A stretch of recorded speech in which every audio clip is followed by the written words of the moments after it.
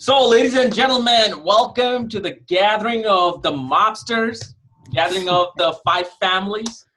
We got some discussion going on wine, pasta in back of the restaurant with our cannolis.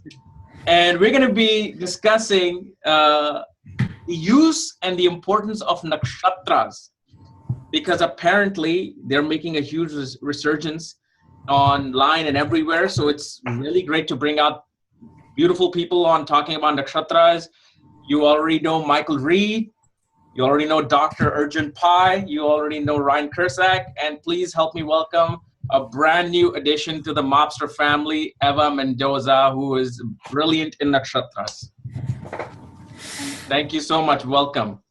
So, Michael, what have you got for us today? Well, I thought that we would, have a discussion about exactly why nakshatras are becoming so important. And we actually got a little bit carried away as people who are interested in the nakshatras will prior to even recording, right? Yeah. There was a session before even the session began. Exactly, a good 15 minutes. And the truth is nakshatras are so mysterious that no one really knows where they come from. And we were just talking before, about theories and ideas that are out there about that. And nobody really knows fully the origin of the nakshatras, right? So I think it's good to get some of the best astrological minds together to talk about why nakshatras are so important, where we think nakshatras come from, what nakshatras do. Because, for me, I find that's the thing that people have the hardest time with. I find with the exception of recently, there's not a lot of people working with nakshatras other than using Vimshottari Dasha, which is, of course, a nakshatra-based dasha.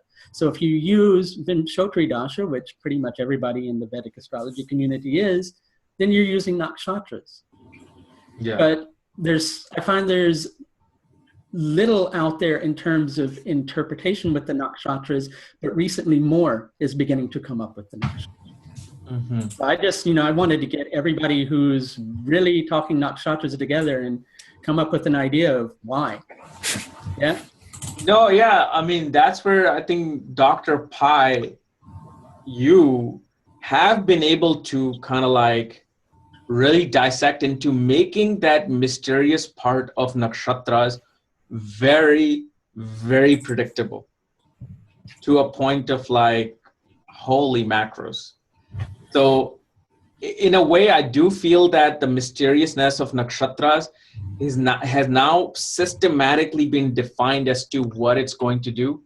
Because after what he showed me a couple of weeks ago, and after I did my testing on people, most definitely I feel like nakshatras should supersede even zodiac sign.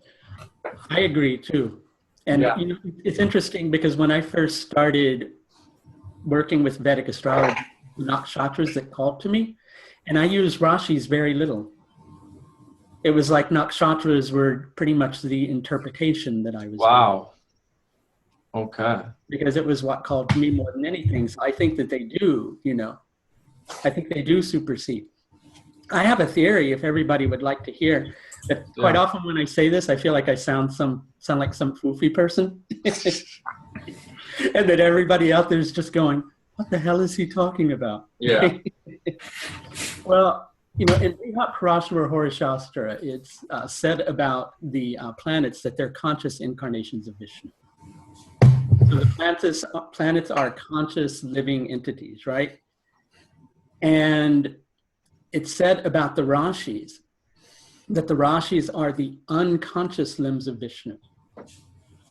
Okay, so with the signs, there's no consciousness in them unless there's a conscious aspect of Vishnu in it. Which is planet coming into the zodiac. Which is a planet, exactly. So then what are the nakshatras, right? So I kind of like drawing this is a force field. Imagine this is a force field, right? Imagine this little speck over here as being you, me, everybody, right? Okay? Over here you have the conscious manifestations of Vishnu. You have all the planets, right? You have God. And here, this field is the Rashis. Now, the nakshatras are there to grow your relationship to the conscious incarnations of Vishnu and to Vishnu himself, who is beyond the conscious incarnations of Vishnu, but yet within those conscious incarnations. So the Rashis are just that field of Maya that's in between. The real story that's going on is with the grahas, I find, is with the grahas and the nakshatras. It's not that the Rashis aren't important, right? They're the areas of life that the Maya is playing itself out in. But if you really want to understand the purpose, what it's all about, what the meaning of each person's individual existence is, I find it's really the planets and the nakshatras that tell that story every time. Yeah, but can you all hear me all right? Is the microphone working? Yeah, perfect. Okay. With the Rashis, I mean, one of the reasons they're important is because they help to define the dignity of the planet, to see if the consciousness of that planet is going to be working in an area where its agenda is supported or not. Completely. And also it helps to define the area of life, how we have the houses. Mm-hmm. So, I always look at the Rashis as the fields in which something occurs in. Right. And you've got the grahas, or the planets, which are doing something. Yeah. But that Rashi helps to define how well or not it's doing it, right? And then the nakshatras can help color, if you want to think about like the higher consciousness, that higher consciousness is being channeled through into, mm-hmm. But that higher consciousness is the nakshatra itself. So they're all important for something to happen here. Oh, completely. Because then you're talking about the exaltation, debilitation of a planet. Yeah. So if it's debilitated in a particular nakshatra, it might show the damaged quality of that nakshatra. Right. Versus the higher self, Mm-hmm. So like Saturn in Bharani versus Saturn in Vishaka could, have two different types of qualities bringing in. So yeah, I definitely get that. I hope I don't go off too much on a tangent with this, but I find one of the things with the nakshatras that I've begun to learn recently is how important the guna associations with each nakshatra are. Like a tamasic, rajas, guna. Yes, because when you get into using the planetary dignity to interpret the nakshatra, it's an important factor in that interpretation, but it's not always the complete picture. I find what ties into that complete picture is the well-being of the moon, first of all, right? If the moon's damaged, then those nakshatras have a difficult time growing in the right manner. And as nakshatras are relative to the moon in terms of our interpretive system, the moon's reflective. So the nakshatras are going to be very reflective.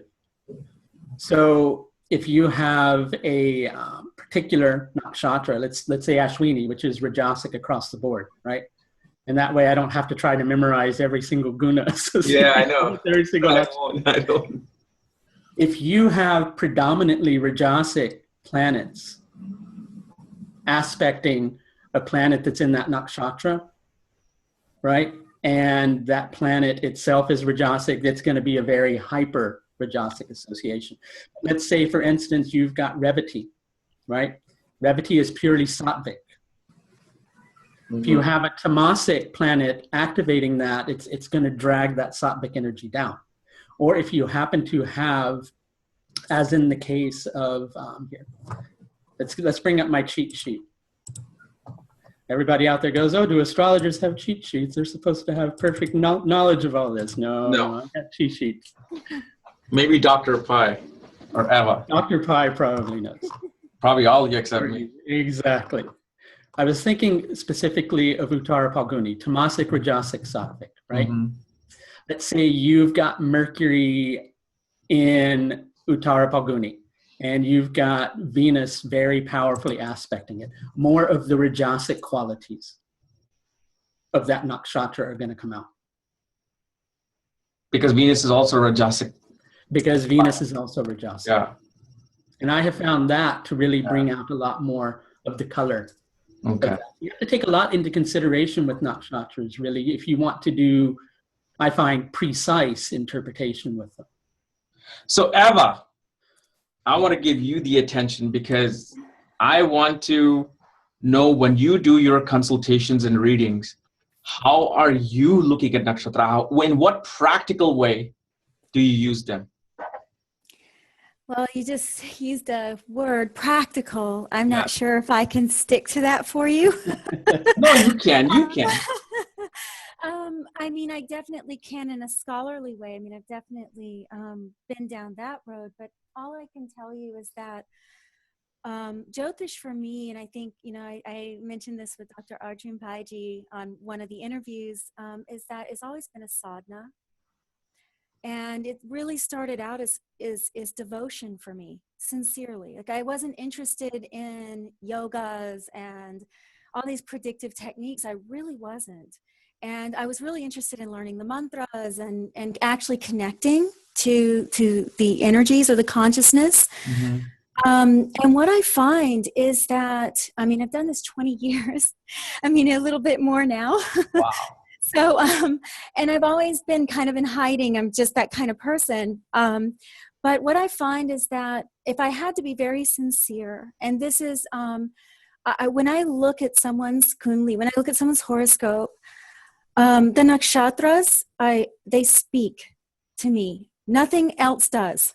Wow. The grahas and the nakshatras, I would not be able to do this if I wasn't able to tune into that. And I've told Ernst Wilhelm this many times. I've told, and my own teacher supported me. I lived in India for years, and he supported my process. So that's why I'm very careful to tell people I am only a translator. I'm not an authority. I never seek to tell you I can predict this or predict that. I'm just, the minute you start getting involved in that, the ego comes forward.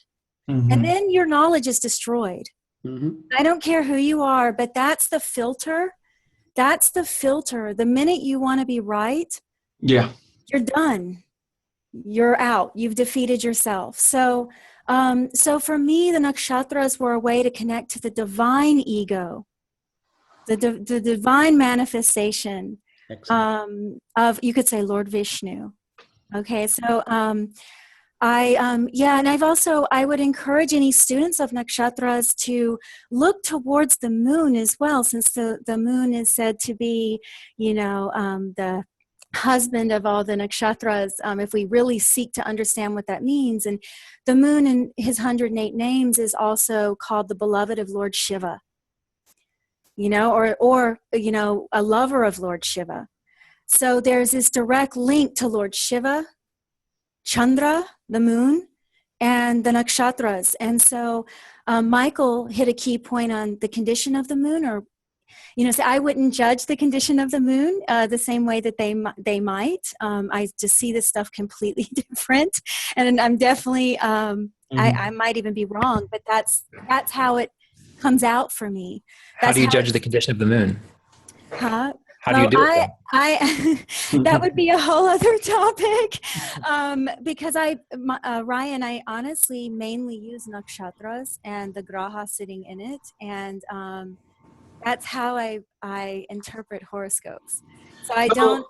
Give us like an example. Let's say if you saw somebody with, moon in Purva, or let's say Purva Bhadrapada.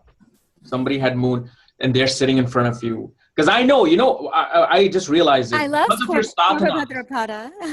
Because of your sadhanas, you have so much intuitive power that now nakshatras, as you see the chart, they speak to you.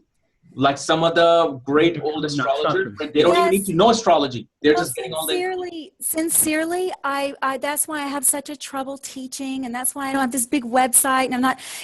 I've always been word of mouth. I'm always booked 2 months out, because I really feel what happens is if you bow your head and you really try to keep doing that, and because you're not the knower. Mm-mm. I don't care how many techniques you learn, you are not the knower. You can't possess this. But isn't God everything? Yes. What do you mean by that? Of course. Everything is God, right? As far as I know. Well, are you not everything? Are you not part of everything? You're saying that, yes, but I'm the consciousness, the ego of me is not the knower of all. Okay. Part of it though, isn't it? Maybe it comes through, that might be part of it. Yeah. But I'm just saying my approach, Ryan, is I can't think like that. Okay, it doesn't work for me. I have to be fluid like water. Yeah. And I cannot assume I know anything. The minute I do, it doesn't work for me. It might work for someone else. I've seen those people. And I've seen, my mother's a brilliant, brilliant scientist, and I watched her intellect work for her in that way. And I've seen so many people where it works that way. For me personally, I have always, maybe I had this huge persona in some previous life, I don't know, but for me, I've always been reminded down, just I can't approach it with my, okay, think about this. Think about, even in science, what makes the wall firmer than the air? The particles are moving faster, the vibration's dense, it's hard. So the intellect is a wall because it loves to move fast. It loves to figure all these things out. It's dense. It's it creates a wall. So when you slow it down, when you loosen that wall, and that wall no longer blocks the vibrations that want to come, the higher light, you could say, whatever you want, the consciousness doesn't block it the same. The intellect, Buddha being the illegitimate son of Chandra, right? And when you really think about this with Brihaspati's wife, right? Yeah. But when you really contemplate these grahas as if they, you have to make them part of your life. Like for me, it was just, that's how I've always done it. I've tried to form a direct relationship, because the more I read and the more techniques I learned, and I do memorize all these things, and I just realized at some point that it was crowding my mind and creating a wall. And I just gave up on it. The only thing I really, really cling to, though, is the secrets that are hidden in the mantras and in the original Sanskrit of a lot of these texts, and if you notice, like I was saying before this conversation happened, before Kapiel started recording, I was talking about how we don't even understand what we're doing on the earth. We have books to answer it for us. Yeah. Where's the direct experience? Where's the thirst? What's the purpose of life? So, if you read, the Atharva Veda has Bhumi Sukta, or the Sukta to Prithvi, or earth, and you start reading about the earth and you realize, our consciousness right now is not adjusted to the view of those ancient rishis.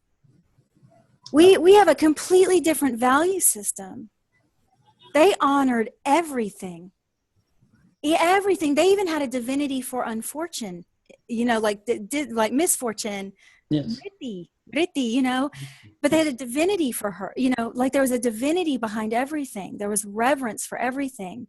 And I think in our culture, we become jaded in a bit because we don't want to be modest and appear too pious, which is because that's not true. That's a disguise for humility. It's not, modesty is not real.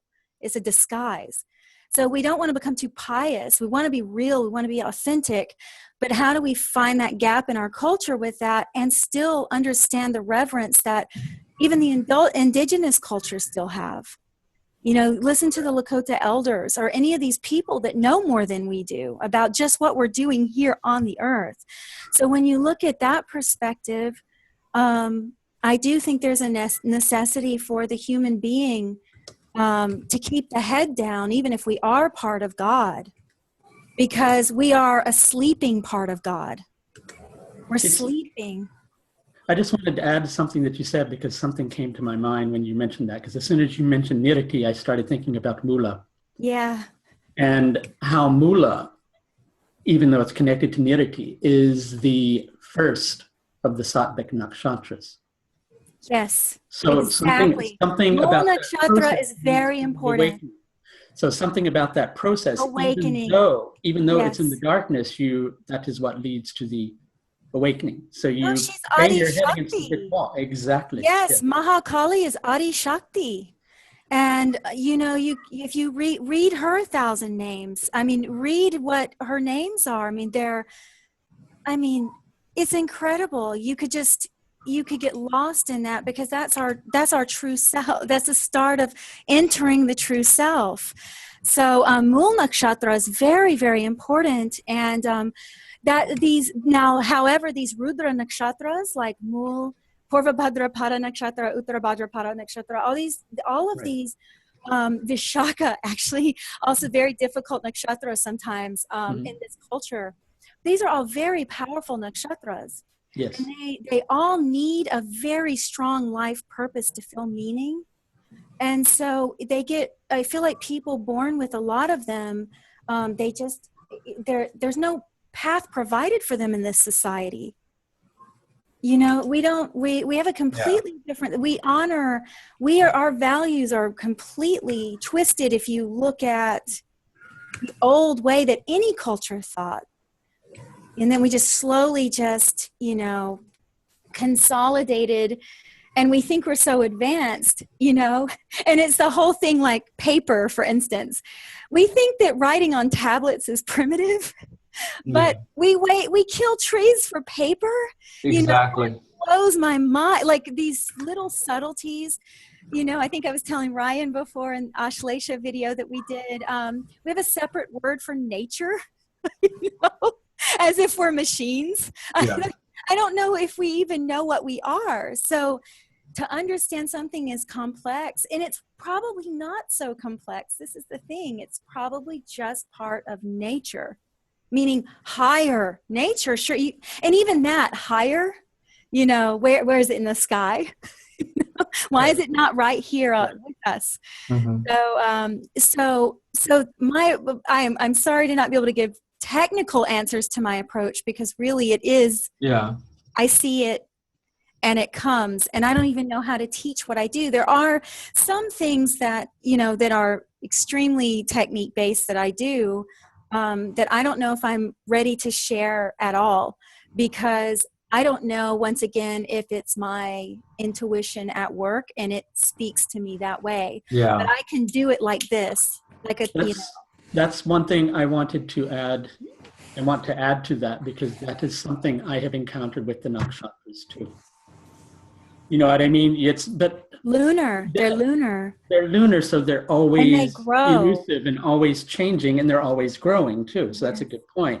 And so the moment you begin to go, okay, well, this is a technique that will produce the result, I find that technique then goes, nope, here's one little curveball I'm going to throw your way. And I'm going to make you adapt that, because that's what the moon is all about. It's about adapting. It's about changing. It's about growing. And life purpose. We're born because of the moon.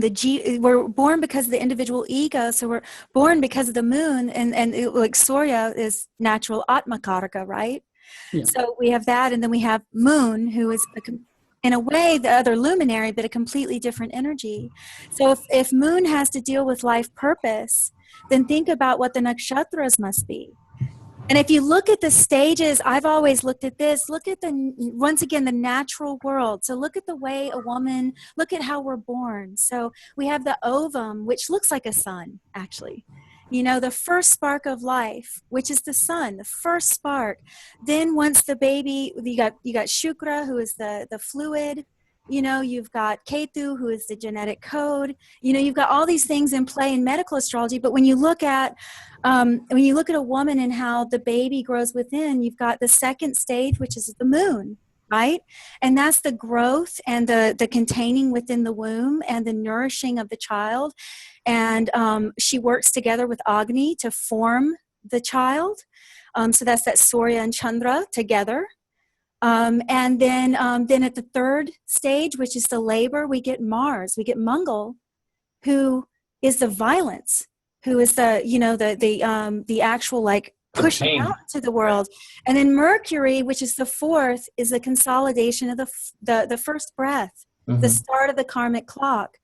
So when you look at Chandra in this way, and you look at nakshatras, you can understand the baby, what is being nurtured.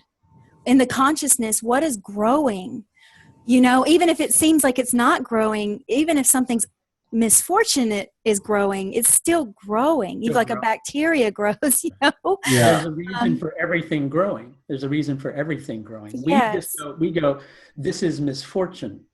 We go, this is misfortune. And sure, from that perspective, it might be misfortunate to the ego. That's an appropriate judgment. That's an appropriate judgment, but it's for a reason, because we're seeing things from the small particle perspective rather than the wider perspective. Yes. So Eva, so like we were talking about, like when you see that, I believe you're Purva Bhadrapada Nakshatra, what is it that you understand about that? First of all, it's not that simple, because you've got to look at all the nakshatras in the chart.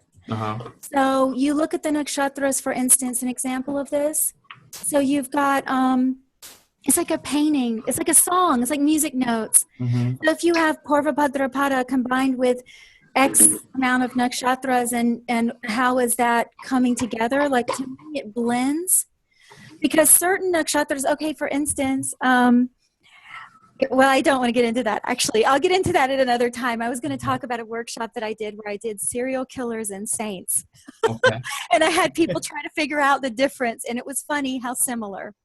And so I just explained, you know, that's the higher consciousness that, you know, we're crazy if we think this is going to work like a machine. We're crazy. Like if we think just a computer program is just going to go, oh, this is who you are. Yeah. There is an element of something coming through that has to see another thing. So anyway, it was a really fun workshop, but Purva Bhadrapada is very common and very, it can be a very destructive nakshatra. But to me, it's one of my favorite because it has, like a lot of the Rudra nakshatras, I could go on about them forever, but it has it's receiving the direct light of Lord Shiva. It's like receiving that. And so the person's consciousness, you need to judge the condition of their ego. And when I say ego, I don't mean it in the way that modern, like, what is this self-help stuff talks about, overcoming the ego and all this. Yeah. Ego is necessary. The healthy ego is necessary, and it gives us definition. It gives us a reflection of what to be in the world and all those things. It gives personality. So I'm not talking about ego in a negative sense. I'm just saying, how is the ego receiving that light? And so for me, it would just literally be, I could go through technicalities of it, but it would be a blending of so many elements. And that's why when people wrote me on Dr. Arjun Baiji's channel, and they say, I've got this and this nakshatra, and I've got that and that nakshatra, I'm kind of looking at it and I'm going, no, I need to see your whole kundli. I need to see your whole chart. You can't just tell me, oh, I'm Uttara Falguni, or I'm, that is not, I could tell you about that nakshatra.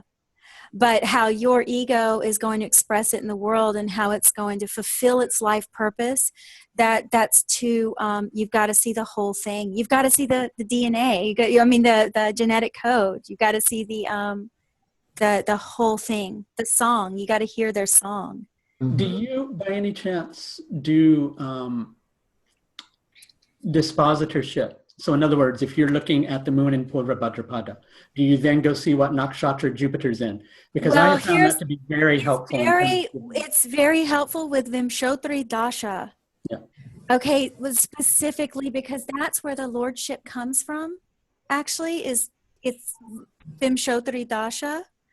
So what I've found with the depositors, yes, that can work very well, almost to the point where you don't understand why it works so well based on what we know about astrology, because it literally, it's been to the point where I could tell someone that they had breast cancer in the left breast. I've had that exact thing happen just through using the combinations of nakshatras that way. But yeah, for me, it's also a few other things, but that is specifically for dashas. And that's very important because that's the time cycle a certain crop of karma is going to grow. So when that karma grows, then you're going to be eating that fruit, for that period of time, whether you want to or not, Okay. So Ryan, how do you use nakshatras in, like, when you look at a chart and you basically, your eye goes onto that nakshatra under the planet, how do you use that in terms of that practical approach?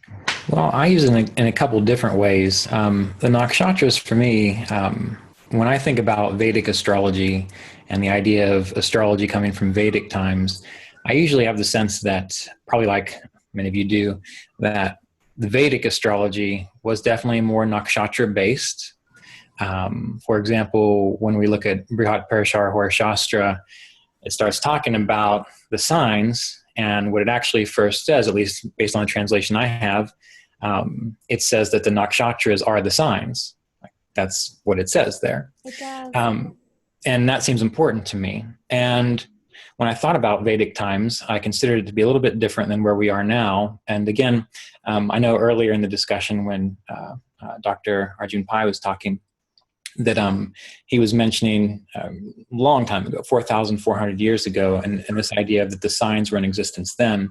I don't know if that's true or not. I know it's implied. Some of the research I've done has kind of shown that the sign-based astrology became more in vogue around 2,000 years ago. And so before that, if we're thinking about it, and if there are signs, that's fine. Maybe they use them for the dignities like we talked about earlier. But if it was all nakshatra based, well, what is Vedic astrology? Well, Veda is about knowledge of the self. And I had the idea that, well, I mean, it's not my idea, just having some conversations with people that came up, that in the Vedic times, people maybe didn't use astrology in the same way that we use it today, such as, this is who I am, this is what my purpose is supposed to be. My thought is, if it's nakshatra based, what they were doing is they were using it to determine when is a good time to do this ritual, when is a good time to take this medicine, when is a good time, use them in regards to like muhurta, or how we're trying to pick a good time to begin something. And in that regard, it would take us back to this idea of nature, that what we were trying to do is live in harmony with nature. So a person didn't go to the astrologer and say, who am I? What's my career going to be? You know, when your dad's a wood chopper, so you're probably going to be a wood chopper too. They might say things like, when is a good time to do this spiritual practice, and so on. And the astrologer would look at the nakshatras, look at the planets and so on, and the moon, and figure it out.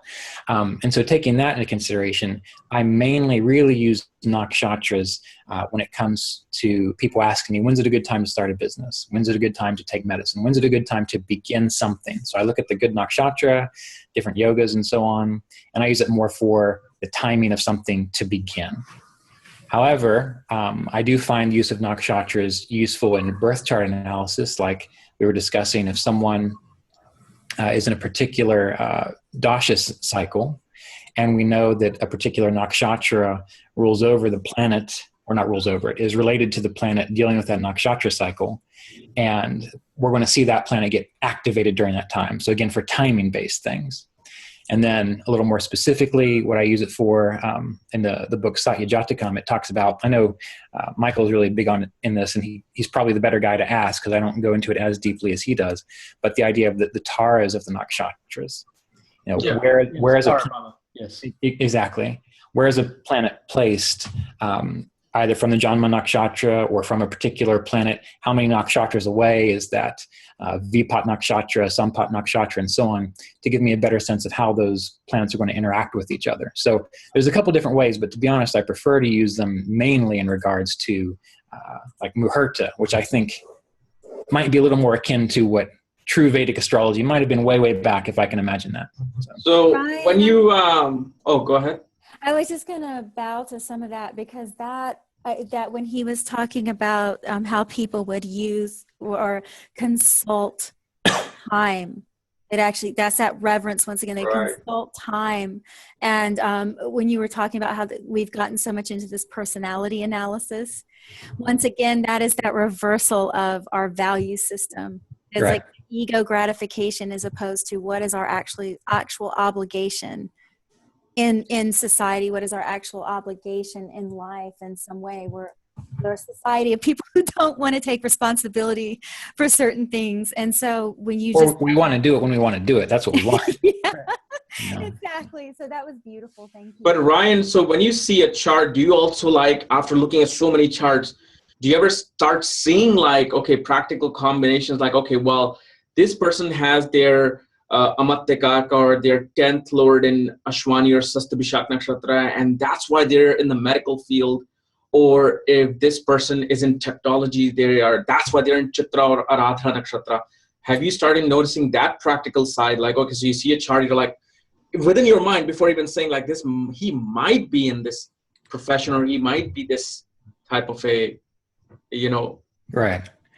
Yeah. And, mainly those types of ideas, whether it's the Atmakaraka or even like the 10th cusp Lord, like if we see the 10th cusp Lord, say in Kritika, all right, well, they're interested in medicine. Possibly they might be interested in the kinds of medicine where you cut things out, such as like surgeons. And we know that Kritika deals with sharp objects and so on. The other thing about that, going with what you're saying there, is that when we're looking at the nakshatras, let's say we get someone's Jupiter again in Kritika. And let's say that Jupiter rules the person's 5th house. So we know it's Jupiter. We know it's the 5th house. We know the 5th house deals with kind of how we improve upon ourselves in the world, which in a way is sort of how our minds are set up. And we know that Jupiter can deal with our belief systems. And if we put it in Kritika, if it's having some difficulty, we might see someone who has a very sharp, rigid, dogmatic system of their beliefs and so on. So yeah, I found that you can use it like you're describing when we look at a particular house lord in a nakshatra. That nakshatra is going to color how that house lord is going to express, but also in regards to psychological aspects of things. If we know what that planet means, what it represents just as a part of our cosmic person, and we know what that planet is ruling over in regards to the house, we can kind of layer those things to get a sense of, well, how's that person going to act? Because really the whole point of, when we think about prediction in astrology, it's just trends. It's like if we know someone who smokes every day for 40 years, we can predict that they're probably going to smoke tomorrow. So if we can know who the person is through the nakshatra, through the planet, through the house, through the sign, we can pretty much predict how they're going to act in a situation, which, is often revealed through the dasha systems, because that's going to tell us what's the situation they're in during that time period. Then we look at the rest of the chart and we can pretty much tell what are they going to do during that time period. Does that make sense? Yeah. So now let's go to the Punravasu Nakshatra, the return of the light, who keeps coming back and back and back, Arjun Bhai. So what is after listening to this, and I know you have taken nakshatra into an absolute practicality, because here's the thing, and I know Eva was saying that we are not taking responsibility to what they truly are, right? Like, what is our reason purpose of birth? We should be doing yagnas in the morning. We should be doing our sadhanas, our prayers. But what are we? We're going and getting our coffee, okay? We are rushing to the freeway, going to our work. So when we look at astrology, and if you want astrology to be applicable for the modern man, otherwise for them, they will never want to study astrology. This is why you see, Eva, we have to kind of like modernize that and bring it into practicality to people. So to bring them into the door of your nightclub. And then you're like, hey, this is a nightclub. Right. Now you're in the Satyug of this nightclub. Right. Well, yeah, everyone I work with is actually, all of them are quite involved in their worldly life, if you want to say.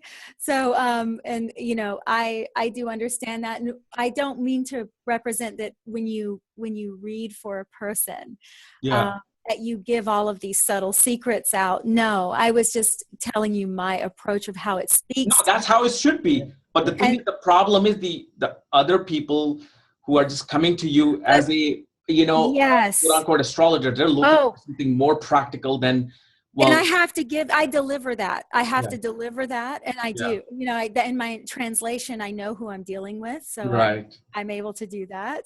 But I will say one thing too, you just brought up an interesting point. There's another point on, so many people trying to learn astrology. And I've often thought, and my own teacher would say, not everyone's supposed to know it. Okay. It's not one of those things. If you look back at the ancient texts, it wasn't like everyone was learning it. It wasn't this, it was also passed on word of mouth. Mm-hmm. Word of mouth was the big way of teaching back in those times. and mantra, putting things into cryptic, I think all I'm saying is that you have to understand the way that they thought in order to really understand it in the first place. And then when you're giving that practical knowledge to someone, when you're giving that advice, because what Ryan said is actually very true. I didn't even think about it that way.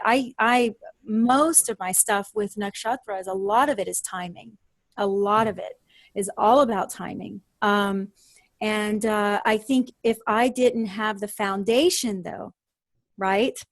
If I was out partying every night and I was living the lifestyle of someone else, like I have to live a very strict lifestyle in order to maintain my clarity. Mm-hmm. Now, I'm not asking the people who consult with me to do that. Of course not. Yeah. There is absolutely 100% no judgment on my part. Like if I have to do some strange discipline in order to keep things flowing for me, in order to provide my service or my reason on this earth at this moment, what the earth is asking of me, then I just have to do it. But, and that's fine with me. But what becomes, I feel like, I know in Vedic times people shouldn't know astrology, but what I feel like why people should know maximum people astrology, because it's like Kapiel Raaj, the great astrologer, said, it becomes the bridge between Apara and Paravidya. Yes, 100%. Apara meaning astrology, Para meaning Vedas. And when people get interested into also material and they go into nakshatras, they're like, wow, this is a nakshatra of the Shiva, and this is doing, okay, let me learn about more Shiva. Then they psychologically get excited to praying to Shiva. I think everyone should know astrology. I was speaking to the fact that maybe not everyone's going to become a reader. I think No. Like they should just know that's hard. True essence. It's actually hard.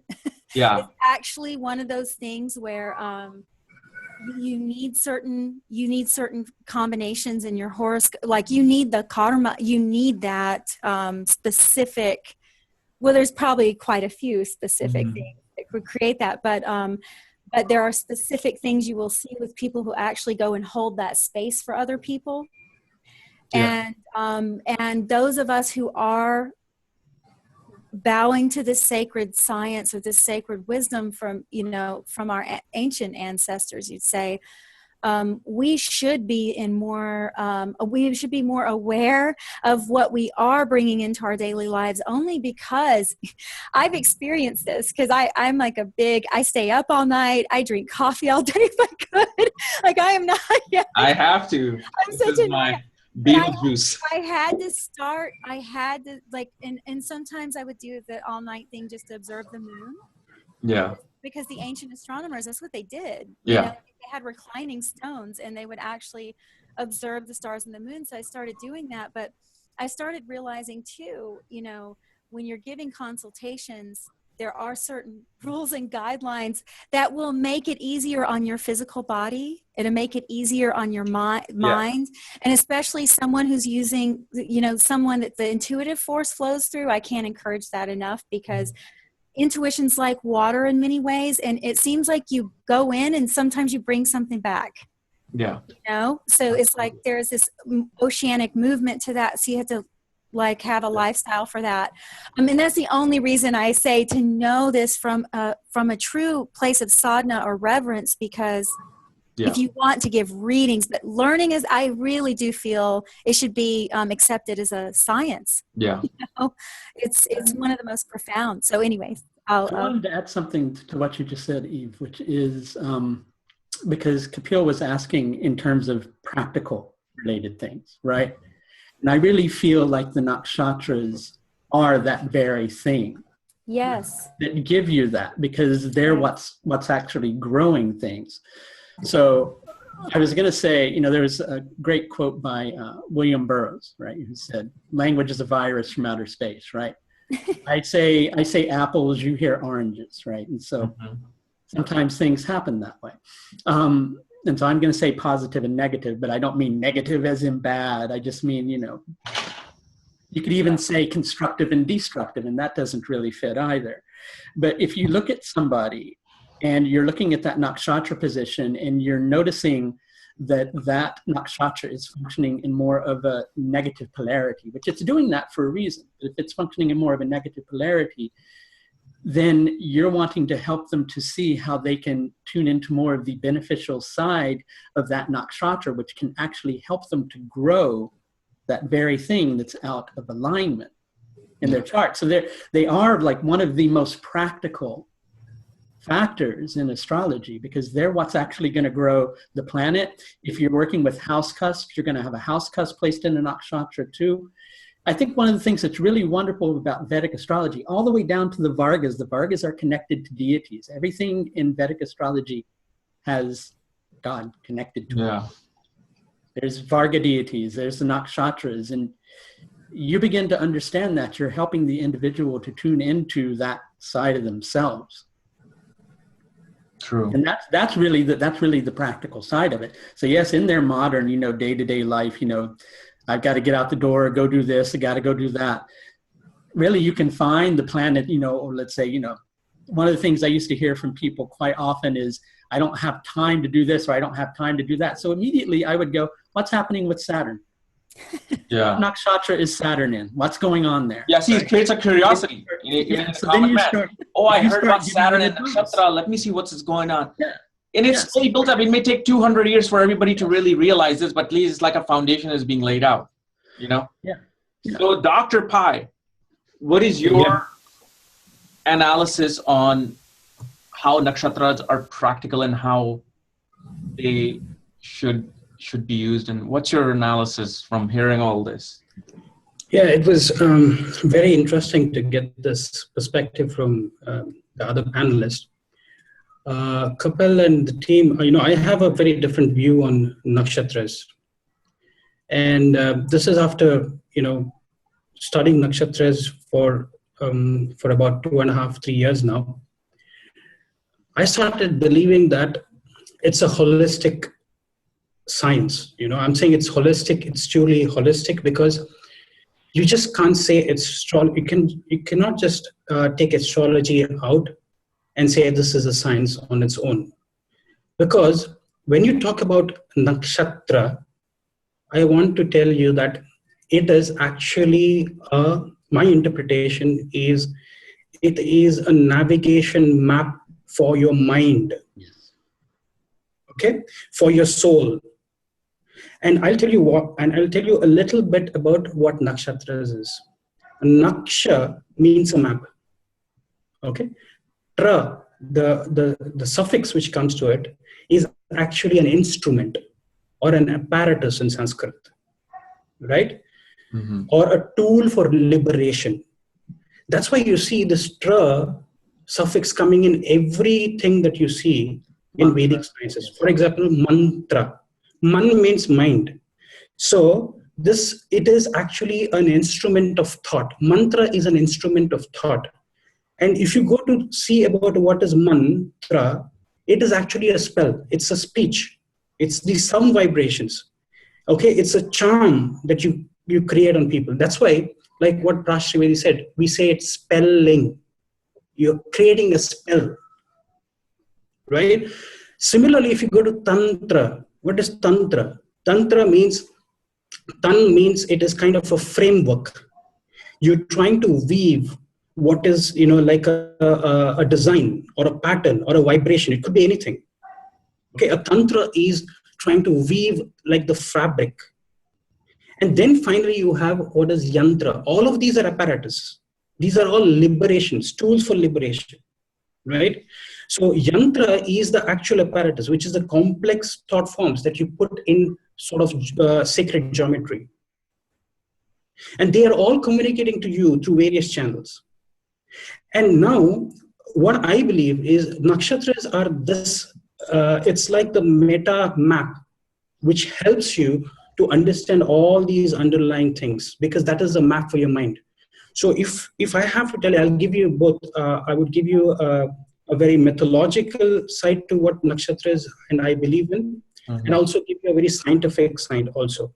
Mm-hmm. So let's start with the scientific side. The scientific side is I relate nakshatras to, they're all mapped to different parts of your brain. Okay. So every nakshatra is mapped to some part of your brain. So when the moon is actually transiting that part, you are activating that part of your brain. And certain things are so certain impulses that you react to is because of the moon's influence on that part of the brain. So you can actually divide the brain into it, like you do the left hemisphere and the right hemisphere. You can divide the nakshatras as well, right? But where do you draw the line? That is something could be very difficult, because from different ages, this divide has actually widened. So rather, if I have to say, the Rig Vedic times, which is about as per scholars, they say it was about 4000 BC. Why? Because that's when the spring or the vernal equinox happened in Mrigashira Nakshatra, right? During the Rig Vedic times. And that's why Mrigashira was called as Agra Ayana. Agra Ayana means, Agra means the first, right? So you can date it back to such a time, that it was the first nakshatra. And then we came to Atharva Veda, which was about 2400 BC. That's when Kritika became where this vernal equinox happened. And that's why, they started saying Kritika became the first nakshatra.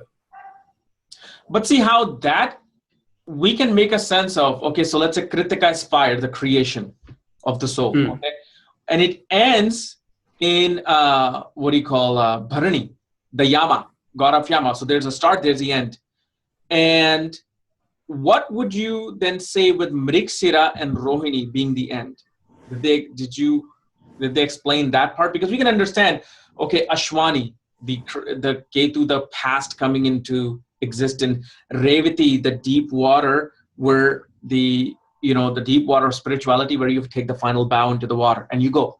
So in this, how is that Mriksira and Rohini then with the start and end? I'm just curious if you thought of that. Yeah. See, Kapil, it's a very difficult thing to answer. Why? Because even the deities that you associate with nakshatras, They were different. They were different during those times. Because if you go to Atharva Veda, there was no mention of any deities with nakshatras. Right? Yeah. So deities were different. Even now, if you say Mula Nakshatra, for example, they say, we still say it is Nairuti. But the modern scholars are also linking it with Kali. Right? So you can see that energy is there, So the first thing that I want to tell everybody, all the viewers, is if I need to know about Kapiel Raaj, or if I need to know about Michael Reed, or if I need to know about Ryan or Eva, what do I have to do? If I need to know about Ryan, do I go to Kapiel Raaj and ask, tell me all the characteristics and features of Ryan? Tell me what he likes, right? What time does he work? No. The best bet that I will have is to actually go to Ryan and asking him about him.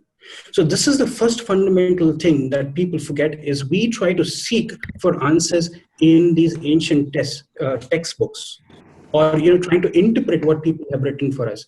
And what we forget is we don't try to ask the stars. Why don't we go to the stars and ask them? Yeah. What is happening above is exactly what is happening below, right? Rather than going to a Kapiel Raaj and trying to find about a star Ryan, why don't I go to communicate with Ryan? Now, how do I form that communication channel? Right? Basically, these stars are, what you see.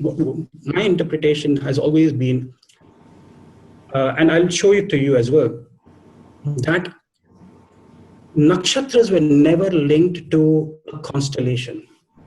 No. It was basically the power used to come from the deity and the principal star, which we call as Yogatara.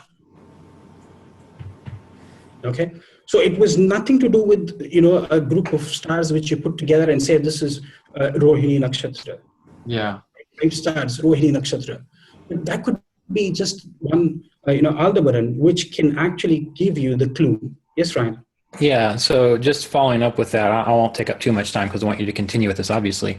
But so can we maybe think that the way the nakshatras became associated with stars was just as a reference point to say, look, there are the stars, I know it's there, and since it moves so slowly for our lifetime, it was okay to say that. Does that seem accurate? Absolutely accurate. And I will show you something that you would try to see how nakshatras were then slowly connected to Rashi system, and then you could use it with the houses. Okay, let me share my screen. And Dr. Arjun Paiji, just real interesting. I just thought of this in Surya Siddhanta, I believe. What Ryan was saying is actually quite obvious because they talk about this nakshatra, its Yogatara is northwest of this. And it's all about, they're all locations. And then, there's even other stars like Agastya, right? Which there's like other stars and Mrigavadya or he mentions quite a few other like Ryan, what you're saying is in Surya Siddhanta actually. No, it's just like what you were talking about in your Rohini. Why did Rohini become the favorite wife of the moon? Because of the fact the pace of the moon slowed at that point. And especially making analysis of this star linking on the side of that star. That's what, really what nakshatra really is that painting that you're seeing up there. What's happening? Why is it slowing down? Why is it pacing faster there?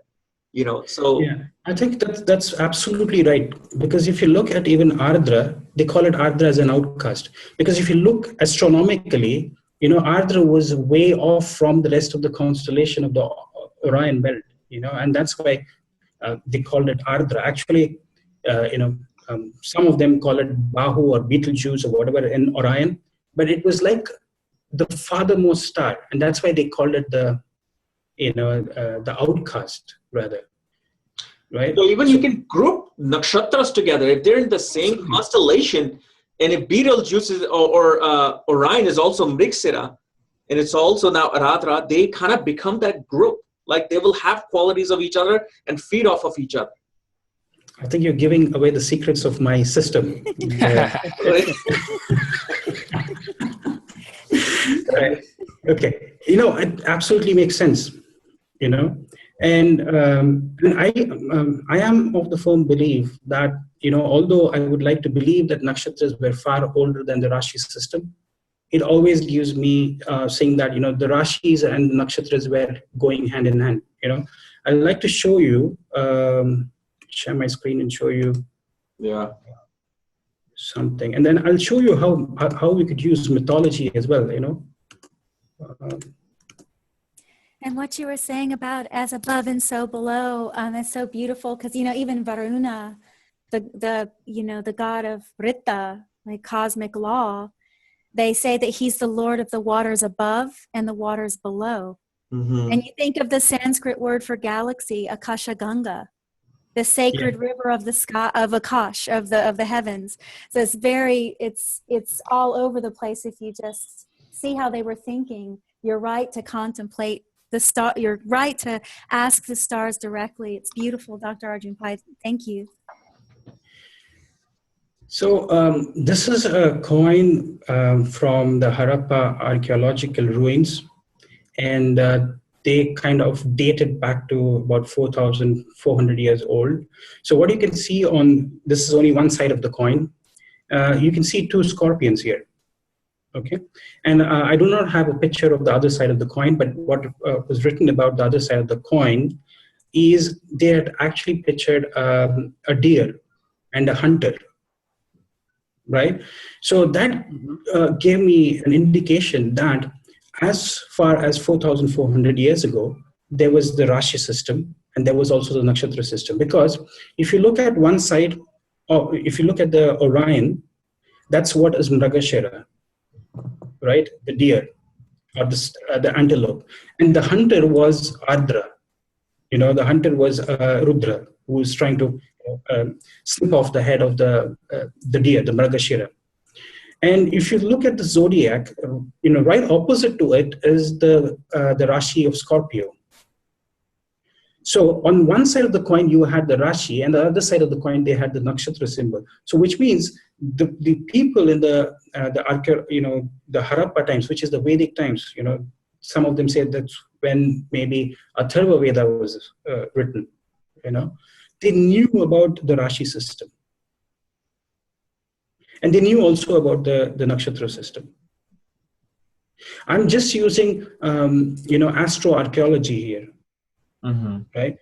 And you can see another coin. This is maybe 2nd century BC. But again, you can see nakshatras have been very, very prominent. This is from a central Himalayan kingdom. It's called the Kuninda dynasty coin. You can see a deer here, right? And you can see its neck is being pierced with an arrow. Yeah. And you can see 2 serpents here. So if this is Mragashira, this could be Rohini, because the animal symbol associated with Rohini are the serpents. Okay, the animal symbol with the Mragashira is the serpent. But and then you can see Lakshmi who's standing here. So it's quite fascinating, and you can see that this side is you can see the Buddhist stupa. So Jyotish and nakshatras were there very much with the Buddhist as well. You can see that the swastika was there, the Buddhist stupa was there. So during those times, it was, nakshatras was very popular, the system of nakshatras. Now, what I want to show you is how to use nakshatras, and I believe that from the nakshatras came the system of the Rashi, right? And the houses, what we call today. Now, this is just a brief what I wanted to show you. So you look at the Ashwini nakshatra. So every Rashi has one nakshatra which becomes very prominent. So for example, you have the head of the horse, right? That is Ashwini nakshatra. That becomes your first house. Now, if you look at Aldebaran, if you look at the bright star Aldebaran, it's actually posited at the eye of the bull of Taurus, right? Eye in Jyotish is the second house. You can connect it with the second house. So Rohini is also associated with the second house. So I am trying to bring in a system here that whenever you look any planet which is sitting in Rohini, do not also forget to look at the natural second house of the Kalapurish, which is Taurus, and also look in the chart the second house. Immaterial, wherever the Lagna is, you would get significant clues. And this is really baffling. Now, let's go to the next, because see, this becomes your Aries, the head of the horse, because the head of the ram. Then it's Rohini, the eye of the bull, which is the second Taurus. Then you go to Ardra, it's Betelgeuse. It's called the hunter's shoulder, right? And in the ancient Sanskrit scriptures, Betelgeuse or Ardra was called as Bahu. Bahu means shoulder in Sanskrit. So it exactly, Betelgeuse falls in the shoulder of the hunter. So the shoulder is the third house. So whenever you see any planet sitting in Aradra, also look at the third house, also look at the Gemini. Okay. Similarly, you go to Magha Nakshatra, which falls in the fifth house, which is Leo. You look at Regalis, it's called the heart of the lion. Okay. So heart of the lion, again, you're connecting with the fifth house and the heart. Okay. Look at Chitra, which falls in the natural sixth house. Only one part of it falls in, two padas fall in. It's the navel of the Virgin Lady. So the sixth house matters, speaker. So wherever something falls there, you also have to look at the sixth house, and you also look at Virgo. Swati, it's Arcturus. And whenever you have some malefic planets falling in Arcturus or Swati Nakshatra, definitely, I've seen it over and over again, those natives will have problem, with the intestine, with indigestion problem, gastric problems, too much of gas. And then you look at the seventh house also with relationships.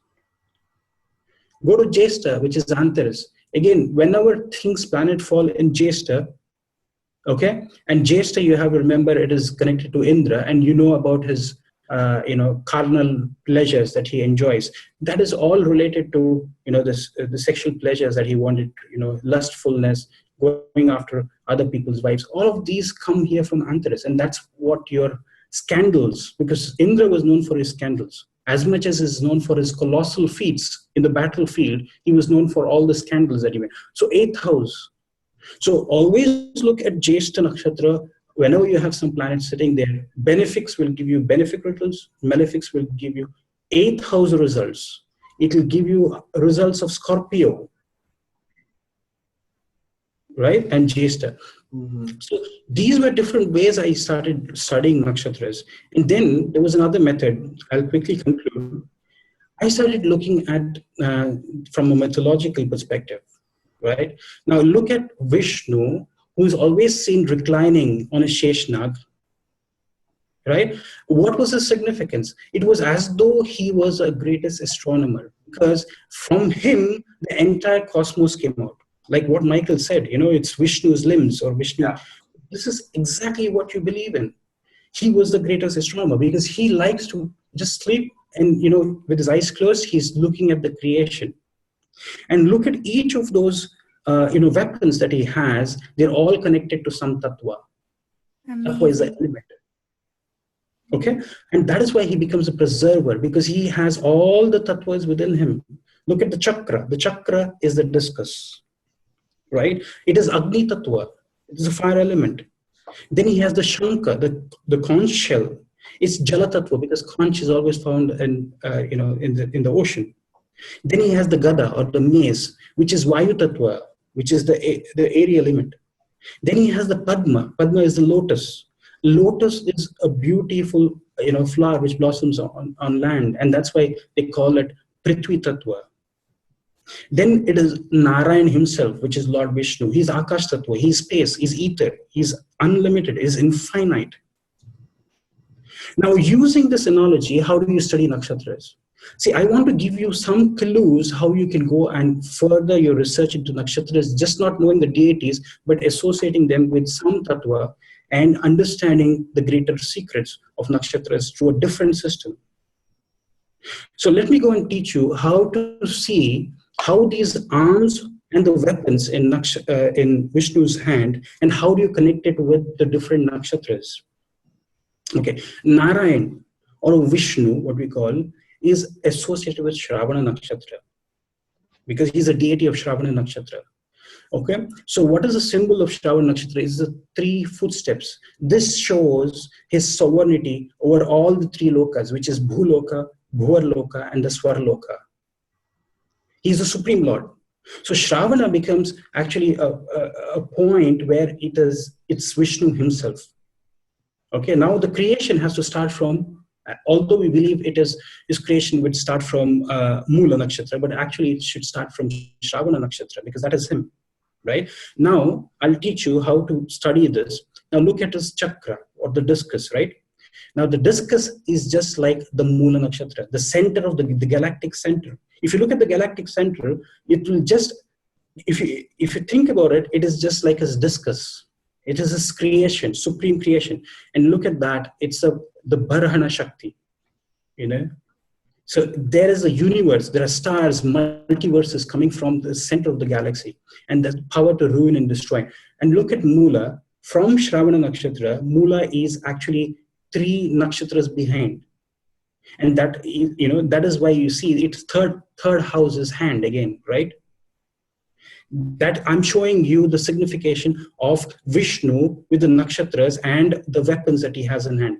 Third house, I said, is arms. So one of his arms is chakra, which is the Mula Nakshatra, right?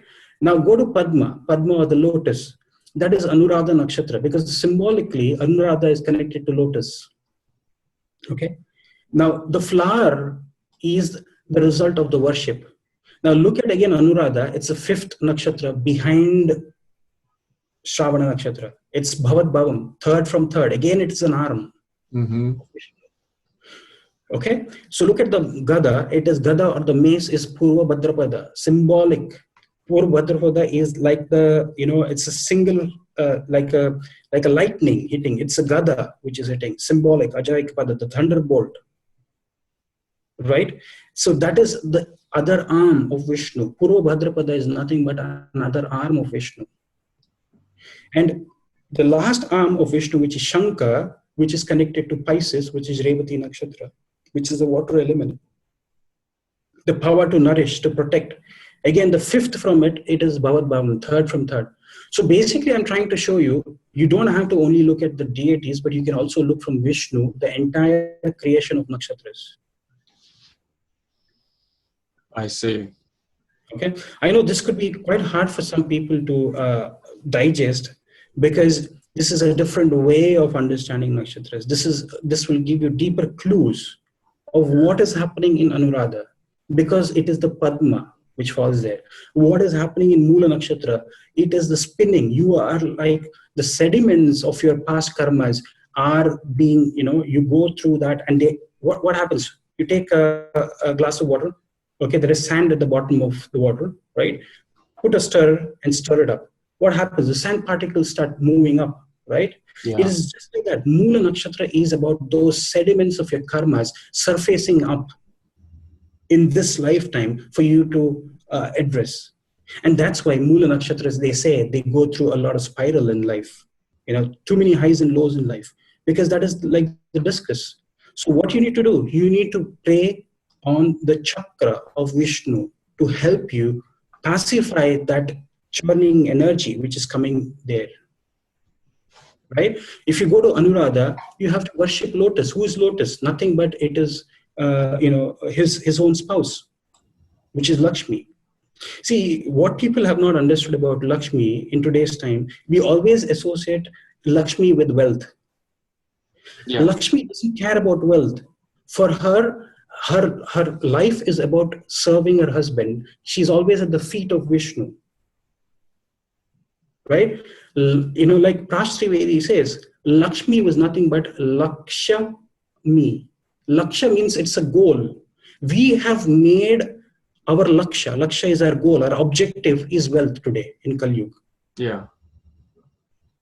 But in those times, it was never, Lakshmi would have also been connected to knowledge. Right? Lakshmi can give you knowledge. If you make our goal knowledge, then that becomes Lakshmi.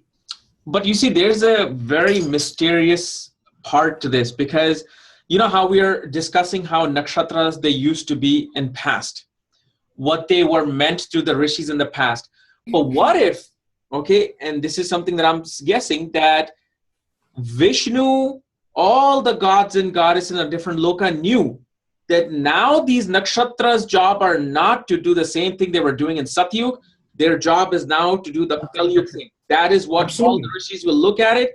You can go back and understand it, but you got to now understand nakshatras according to Kali Yuga. Yes, exactly. It won't apply into the Satyug. No. That's beautiful, Kapiel. That's beautiful. That's very true.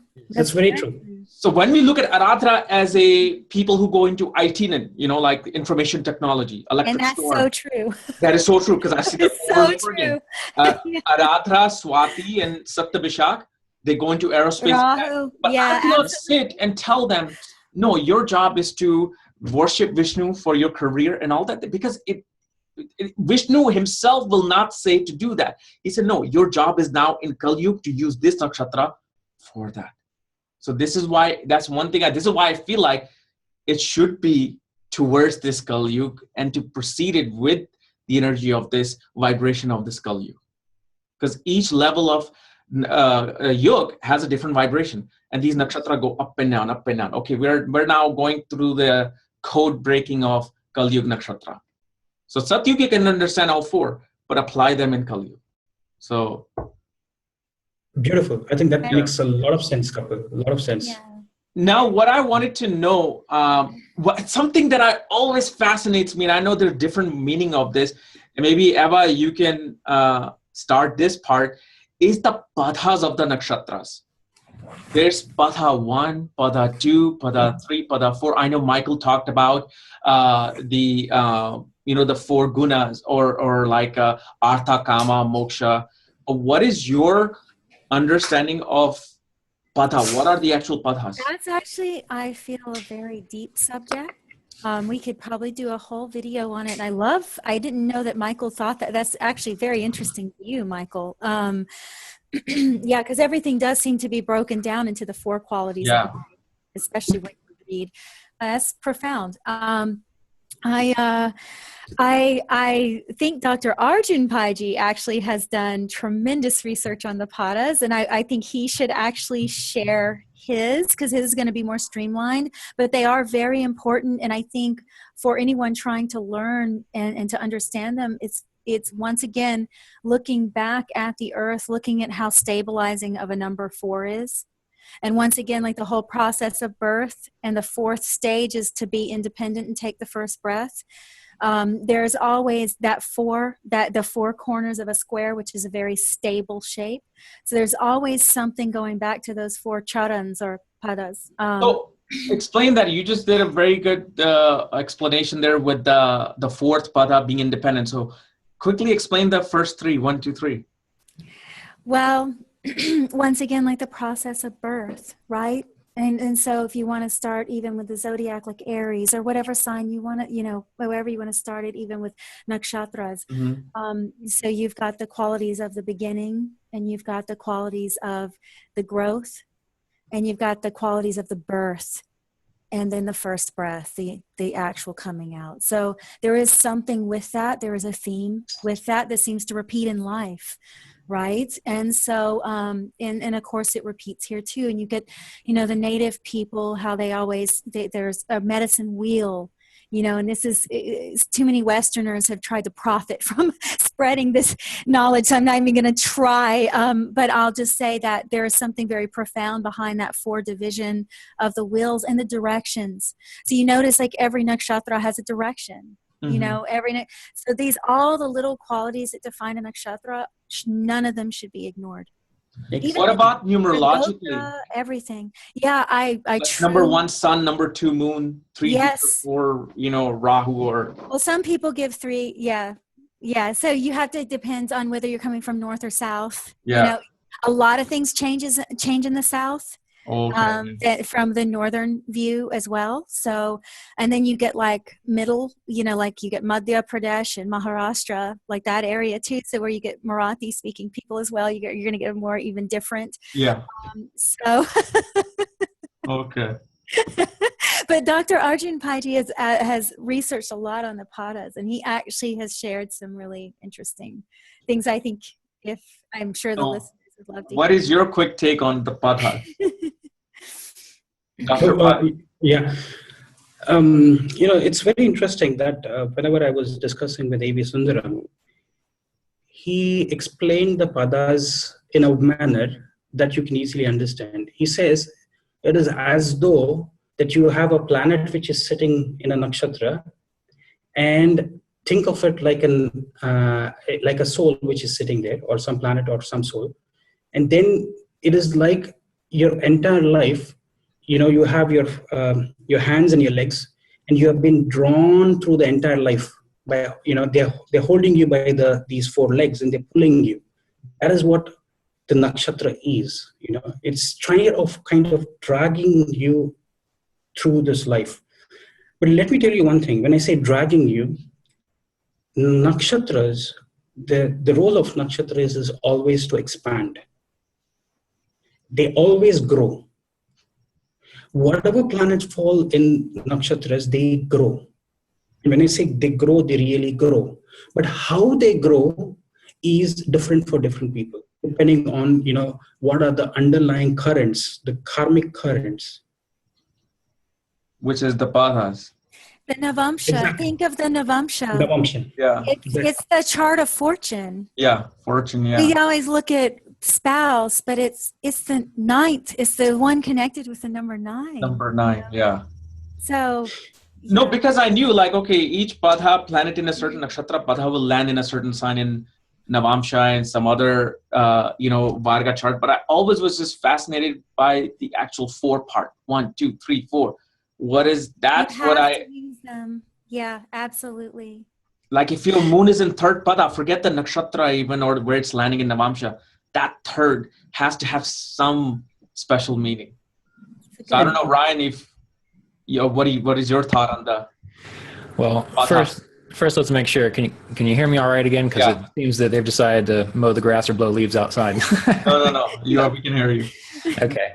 So the idea of the padas, when we're thinking about the soul development of the person, I think that's probably the most important thing to consider. And when you're thinking about the numbers 1, 2, 3, 4, again, maybe I need to talk to Michael about this because I have not. But the idea of the goals of life, the artha, kama, moksha, or dharma and moksha, and so on.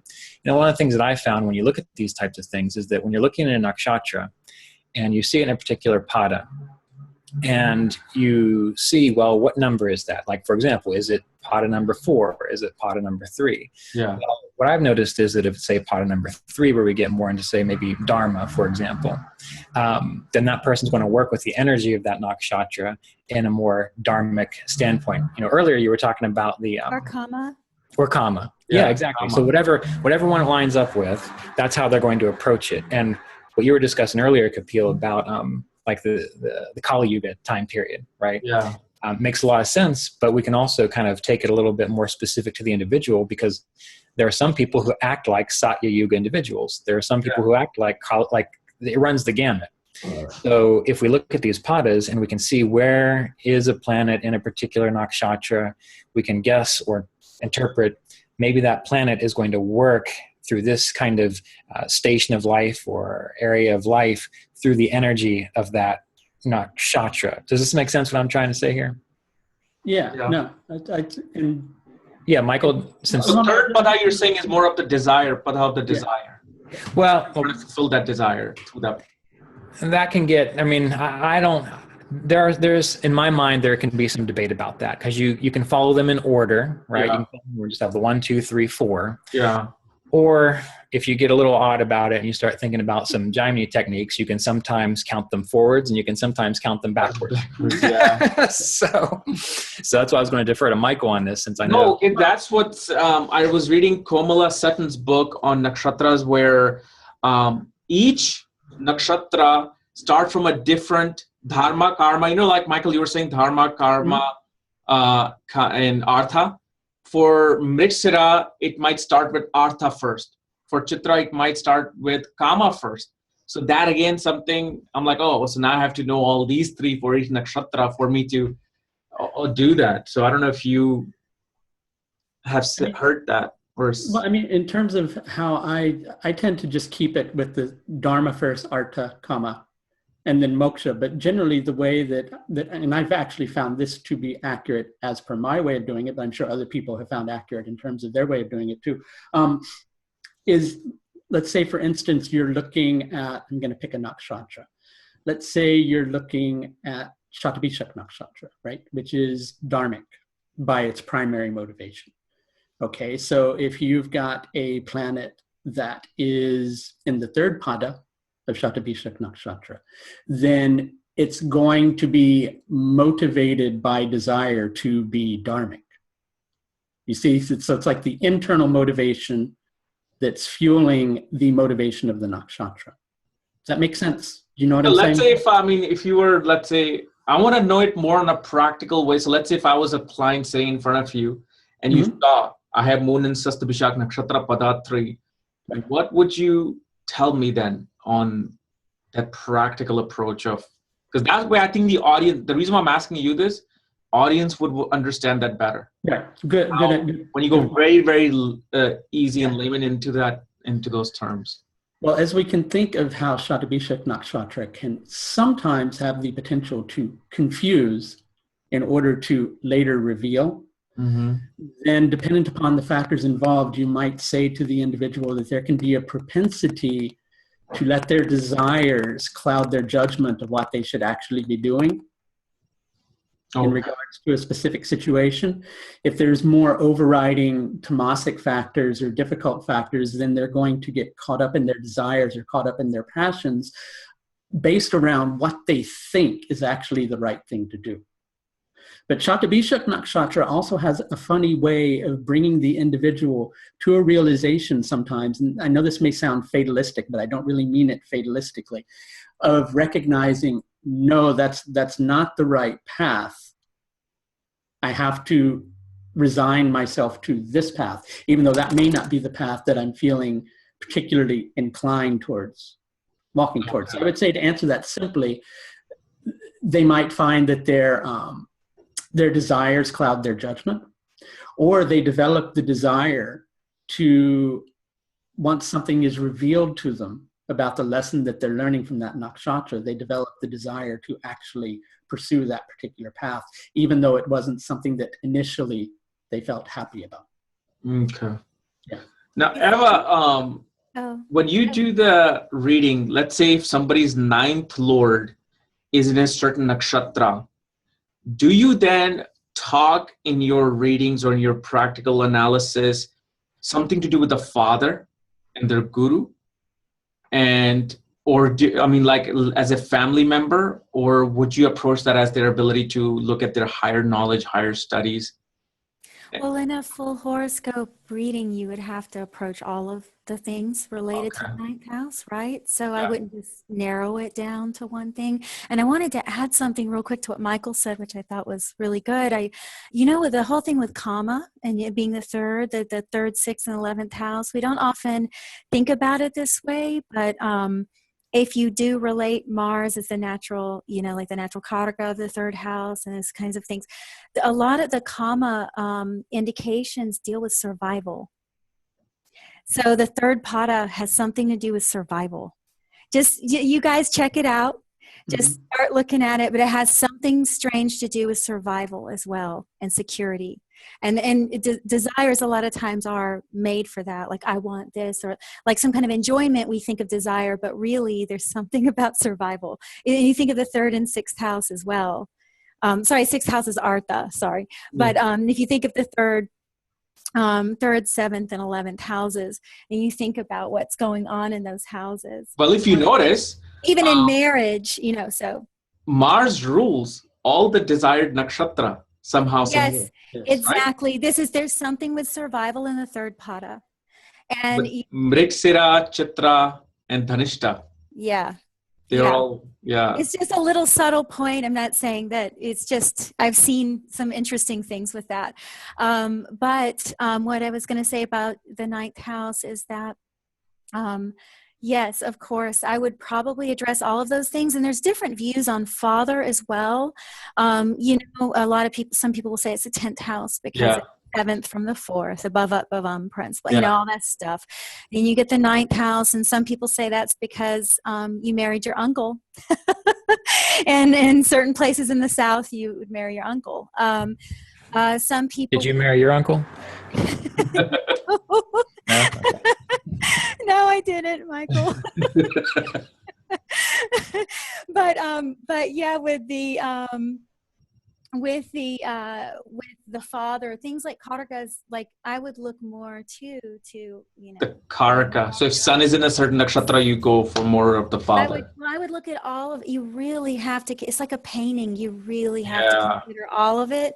You really should be sitting with a chart. You should not just go 5 minutes and then start the reading. You can, but there is something about sitting with it, even from an intuitive perspective, just sitting before and devoting that time to the person and where they need to navigate in life, to give them, it's like you keep bringing it back to the practical, especially to give them a proper insight into the practical. Yeah, absolutely. Okay, I just wanted to say, I may not have much more time due to a family commitment. I just wanted to let everybody know, because I really just I'd love to stay here and continue. No, absolutely. Yeah. But I got a few more minutes. Yeah, sure. Kapiel, everybody, I wanted to share something which I have observed with nakshatras and padas. Okay. And this might baffle many of the people, and then many of them might think, I'm just trying to create something new here. But what I've seen is, I don't need to know anything, any planet. I just need to know nakshatra and padas, and I can rattle out 4 things of that person's, 4 key things about that match. Please do. What is going to happen? Just based on nakshatras and padas, which gives me an indication of saying when the planets come there, it gives me greater clues. But what we're trying to do is we are trying to be so dependent on the planets to give us clues. We have forgotten about the system below it. Mm-hmm. If you try to know the system, we have not known the foundation, and we are trying to build, castles on top of it. Yeah. the system itself is such an integrated system. It's such a comprehensive system, the nakshatras and padas. I don't need to know anything. I can, you tell me, say a nakshatra, for example, I was doing a lesson yesterday on, day before, I think, on Sunday on Rohini, right? Yeah. Rohini first pada, you can go and see in anybody's chart. They usually become problematic for themselves, which means what I'm trying to say is they become the cause of their own sufferings. Because they become, there is a trait of jealousy there, but they are the cause of their own jealousy. Right? Mm-hmm. If you go to the second pada, I've always seen Rohini's second pada would have great support from their elder sibling. Okay, and if there are more malefics influencing, then that's the second layer. But the first layer is, I know that something has to be with the elder sibling in that. Now, how that nature would be tweaked, that will depend on what planet is falling, what malefics are influencing. That is the next layer. But we have to understand the fabric first, the patterns which have to be understood with nakshatras. Right?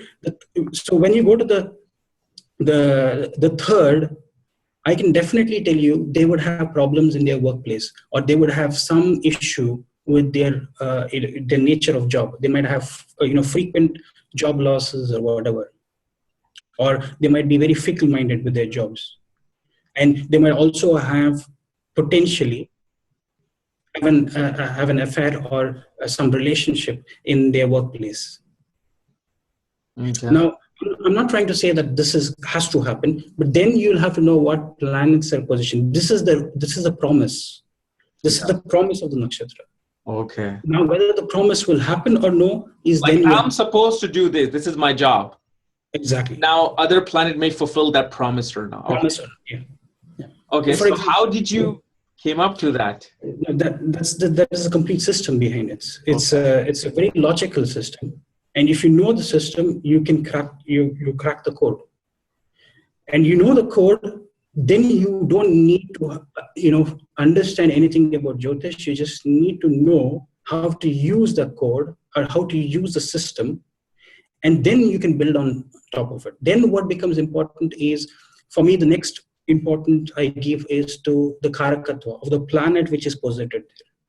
Then the lordship of that planet which is posited there. Then I get to the aspects.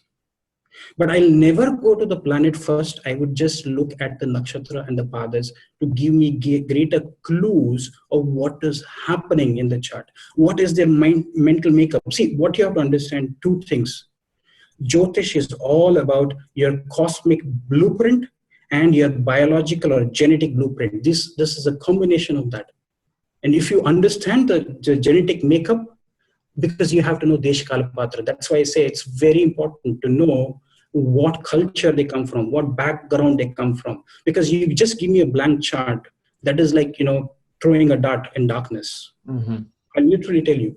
But you have to know, that's why it's very important, Jyotish. Nobody used to do Jyotish before unless the native was sitting in front of them. Because one thing is they needed to see the vibrations. They also wanted to see the client, and they get a lot of clues. There are omens which tell you. Is this something related to the pie map that you showed me? Okay.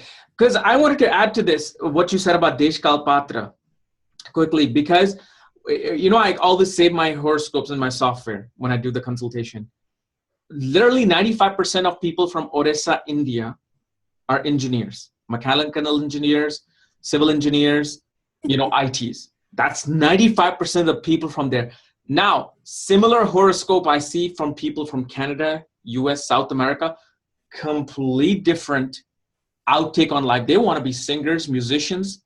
They want to go into military or army, or they want to, go into teaching profession. But it shows that because they emphasize engineering so much, IT so much in Odisha, 95% of horoscope are there. But when I see similar planetary alignments and I'm trying to say, oh yeah, you're going to be an engineer. No, they are completely different. They are actually like wanting to go in entertainment because my mind was looking at that Deshkal Patra of doing that blank horoscope of somebody from India versus somebody from US. So very, very important to know the background. If somebody's doing the similar horoscope from Africa, they're going to have a complete different, if they're living in a very, suburb area near the lake, they might be a fisherman versus an IT person. So This is very true. Yeah.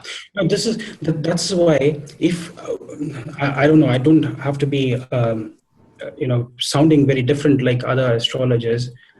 If you are probably say an Indian astrologer coming from an Indian origin, then there's more likelihood that you would be giving greater predictions to your people because you know culturally what. Because see, D12 is the most important chart in everybody's horoscope because D12 gives you a lineage. We forget to see the D12. We straight go to D1 and D9. Yes, but D12 is also very, very important to see what they have gone through, what their ancestors have gone through. So if you know what the Chinese, if you're looking at the Chinese horoscope, you should know the genealogy. What type of atrocities they might have gone through, what were the conditions that their ancestors lived in, because that has a bearing on the chart. Yeah. We forget to see these elements, and then that's why what happens is when you, for example, an Indian astrologer looking at a Westerner's chart would completely get, off track. Yeah. Because what happens? Because the conditions are very different. The Desha Kala Patra is very different. Yeah. Unless you know the culture, unless you know the people, it becomes a little more difficult for you to interpret. So like for Aradhana Nakshatra, you would tell somebody from India, like, if your moon is in Aradhana in the 4th house, does your mother has Rudraksh with her? Yeah. Okay, I cannot tell that to a person in California or somebody in Kansas. Does your mother have Rudraksh? What are you talking about? So I can use some of those techniques of nakshatra even on some other people, but I can use broad things, like being infatuated with wilder animals, wanting to be very rebellious towards things. Okay, there's some things will not fit. Having a shunk in your home, shiveling in your thing, unless maybe they're the Vedic, following the Vedic culture, but that's not 99% is not going to happen. So practicality is very, very important in that. Of course. So, well, I mean, that's also similar to like if you go to a doctor. Is it easier for you to just tell the doctor what symptoms you're having and they figure it out from there based on their tests? Or should you cross your arms and hope they eventually get to the fact that look at me and tell me what's wrong with me? So, makes a lot of sense. No. So guys, this was absolutely great. I need to also actually go as well. But thank you so much. We should do this again. Maybe. Most definitely. I enjoyed it. This is why I wanted to do it. So thank you so much, Eva, for coming here with deep knowledge. I'm probably sure you have exalted Venus somewhere. Devotion is... she won't tell you if she does. I know. Oh, me? Yeah. It looks like she has exalted Venus somewhere. She is, the devotion that she has is amazing. So it might be Jupiter. Yeah, see. It might just be Jupiter. There you go. Or it could be Anuradha. Who knows? Exactly. Yeah. She's more of a Revati and Pisces type of a person. I mean, that's exalted Venus type of a person. But thank you so much, you guys. So we're going to talk about the D12 next, right? Yeah. Are we? D12, I want to know that. Divisional charts, actually, Vimsamsha. I mean, there's so many of these charts that are so important that we don't realize, that would be so much fun. Let's do that. Let's do D12 next then. Okay. All right, guys. Thank you so much. Bye now. Bye-bye. Yeah.